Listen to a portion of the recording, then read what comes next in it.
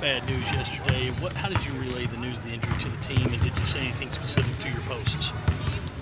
Ashlyn told him. I didn't tell him. I mean, I gave it to her to tell them, and obviously they're saddened by it because she's an integral part of our team. But injuries happen. And a lot of times when our players get injured, whether it's for a shorter period of time or at the end of the season, we just keep it moving. Try not to harp on it too much because it's felt. But the more you move on, the more they move on, and our players have to move on. I mean, it's a part of it, and I feel like other people will step up and play a bigger role for us. That's the people that didn't play a whole lot, and the people who are in the game and played on a regular basis. Don, the loss of Ashlyn, how big of a hole does that punch into your game plan and what you're trying to accomplish every game out on the court? I mean, only time will tell. Like, we don't lean too heavy on one or two players. It's a collective effort. Didn't ask any of our players to do more than what they already are doing.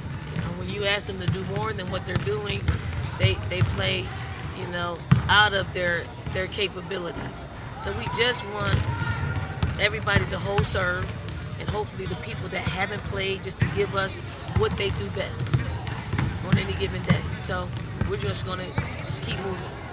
Those three players who haven't played a lot, what do you need to see from Sakima, Adele, Mariam to be comfortable putting them out there on the floor these minutes that are open now? Adele's been doing some great stuff. I mean, in here, like behind closed doors, and then when you put her in the game, she has impact. Sakima, just get healthy. Like, Sakima is a big body. She's 6'6". You got to guard her inside. She's got to catch and make shots for us, and then defensively, she just got to be big. And then Mariam, I think Mariam is the wild card because she's got a great skill set offensively. She rebounds the basketball. She's unafraid. She's got toughness. She just has to put it all together and be confident in doing it. And once she gets confident, I think she'll be able to help us. And sometimes when you remove someone as big as Ashlyn from your equation, other people have an opportunity. And what they do with that opportunity, usually they do something pretty good with it, and we'll work with them and we'll be patient with them to acclimate. Dawn, with this next stretch coming up, a lot of ranked teams and everything, do you think you have the opportunity to let Mariam get confident while playing extended minutes in games? I mean, the extended minutes would be if she plays well. Like, I can't control. Like, if you don't play well, no, I'm not there. There's no chance that you're gonna play extended minutes. But it is, and I'm not gonna take her out. One mistake or two mistakes or three mistakes. Three mistakes, I might have to get her out, but I'm gonna let her play through some stuff. Like, we let our players play through some stuff, and then you got to look at the scoreboard. If we're holding serve on the scoreboard and we up, like, more lenient to leave them out there to give them some minutes. But if the scoreboard moves in an unfavorable way, then you got to get combinations out there that's gonna move it the opposite way. When you lose such a great shot blocker like that, do you try and make up for it with the other bigs coming in, or maybe your perimeter defense?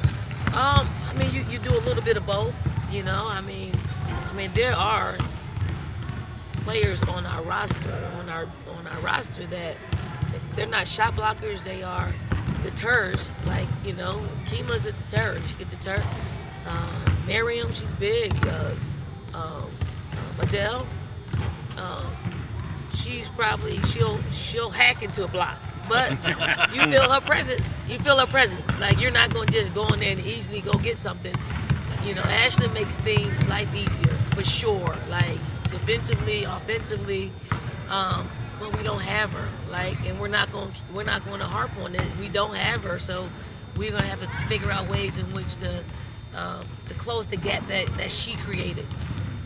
Michael Saltzman saying, nice to meet you. When it comes to filling the hole in the rotation without Ashlyn, do you feel like it's one of those things that kind of solves itself in these next couple of games, or how do you feel like that'll pan out? It does. I mean, it's the next woman up.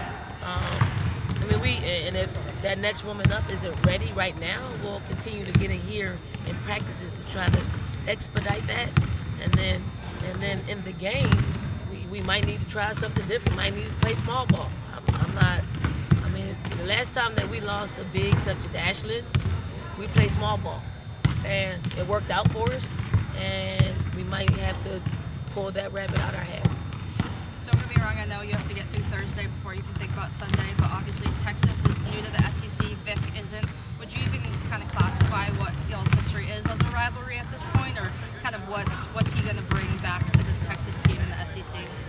I mean, Vic is a coach of habit. Like, you know, he's very similar to what he was in Mississippi State. He's probably got a more talented roster, so he's got a lot more to work with. I think he'll be the same old. I mean, in a good way. Like it is, they're gonna press. You know, they're gonna make it hard for you to inbound the ball. They're gonna pressure defense you, and then he's gonna find offensively who should shoot the ball. He's got bigs, he's got shooters, he's got a point guard that is extraordinary, and a consummate point guard that can score and facilitate and manage the game. So I mean, he's got all the keys to winning the national championship. But thankfully, they're in our league because you can continue to measure yourself where you are as far as nationally and how close you are to winning the national championship. So it's a good barometer for us this week. Texas A&M will be a great barometer, as well as Texas. Yeah, on A&M, what's kind of the scout there? What are you looking at A&M doing well tomorrow night? I mean, they're going to play for 40 minutes for sure. Just real physical. Defensively, they'll get up in you. They will play some zone. And then offensively, they're not shy to shoot the basketball, all five. But Koulibaly is the one that we haven't solved her. We haven't solved, playing against her. I think the last time it was 32 points against us in the SEC tournament. They're better. I do think they're better. They're playing more cohesive, and they got some bigs that do what bigs do. They got guards that are a year older, some transfers that have played in our league, so formidable. And then they're coming off a big win against Ole Miss.